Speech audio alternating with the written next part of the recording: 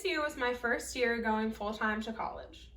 As a commuter student, I started to develop a routine early on, but this routine I later realized was harmful.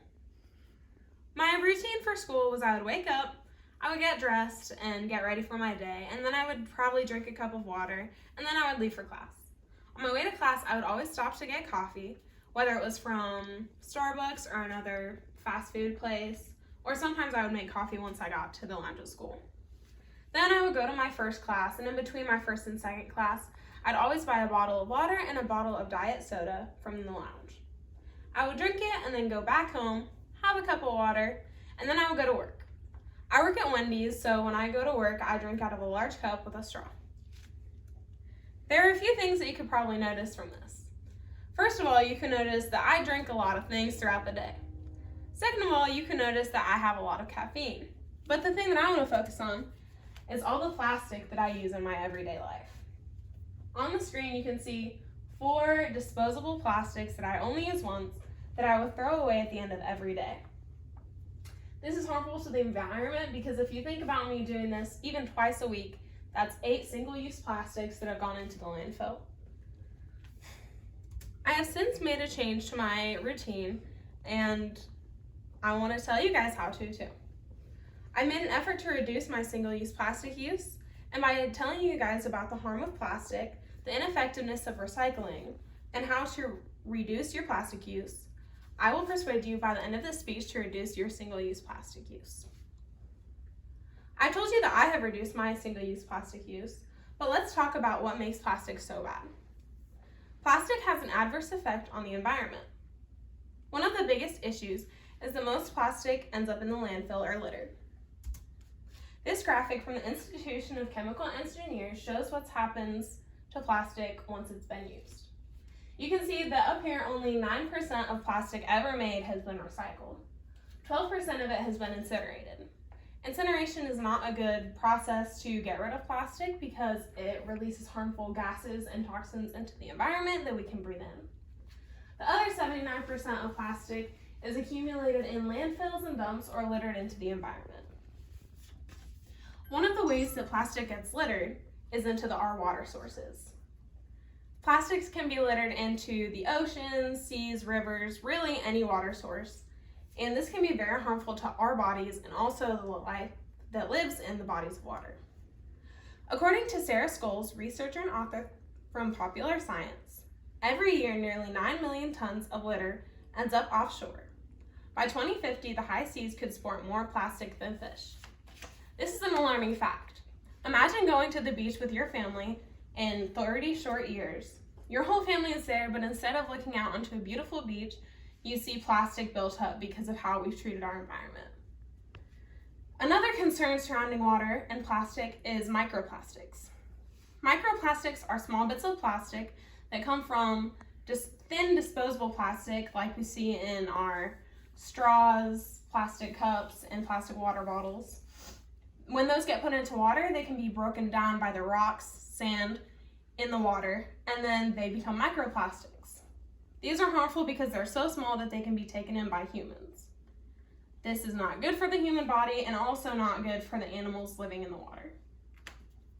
When you hear about these harmful aspects of plastic, the obvious solution may be to recycle. Recycling, however, is not as good of an option as it may seem. Many plastics either cannot or will not be recycled, even when they are claimed to be. Recycling guidelines given by Columbus.gov tell that it's very important for all food waste to be removed from your recycling before you put it into recycling. So if somebody on your block or in your household or anyone who gets in the same batch of recycling as yours doesn't remove all their food waste, the whole batch of recycling could be thrown into the landfill, which defeats the purpose of recycling to begin with. Also, many recycled plastics are actually destined to go to the landfill to begin with. This is due to irresponsible people who put out recycling bins and then actually destine it for landfills, and it can be seen in colleges and other public places. According to Aisling Irwin, researcher for New Science, transparent plastic drinking bottles are principally made up of polyethylene terephthalate, or PET. Globally, some 50% of PET is collected for recycling, but only about 7% is turned into new bottles, according to a report co-authored by Ellen MacArthur Foundation. Although 50% of our single-use plastic bottles are taken in to be recycled, only about 7% of that actually gets reprocessed. He goes on to explain in his journal that the main cause of this is that it's cheaper for companies to start completely new on plastic rather than recycling what is old. This is more cost-effective for companies, but it has a negative impact on our landfills and our environment. Rather than recycling, we should try using the plastics that we have more wisely to begin with. Reducing plastic use is better because it decreases demand. Dewey and Gooten researched the process of recycling, reprocessing, and the cost of reusing and reprocessing plastics, and concluded that maybe the solution to plastic recycling dilemma lies more in recycling technology, but in thriftier, more efficient use of materials technology has given us. She thinks that plastic is an extremely helpful part of our everyday life, but that it should be used in more useful ways.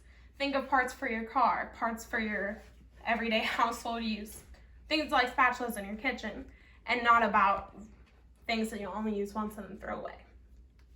Let's go back to the drinks that I illustrated at the beginning and look at how I've reduced my waste. Here we see all these cups that I was using every day. Instead of using the coffee cups and bottles like those, I now take a coffee cup with me whenever I go to Starbucks or when I drink coffee at work, or sometimes I just take my own coffee from my house. Also, instead of buying a bottle of water when I go to school, I bring my own now, and I also use that when I go to work. Another way that I've reduced my plastic use is I don't use straws when I go to work. If I want soda, I drink it out of a paper cup, and I don't use a straw. An alternative that you guys can use to this is using a metal straw if you really need that feeling of having a straw.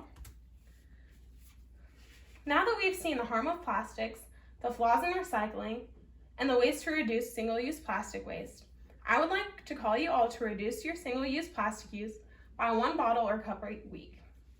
This may seem small, but if we all begin to slowly change our routines, it could make a huge impact.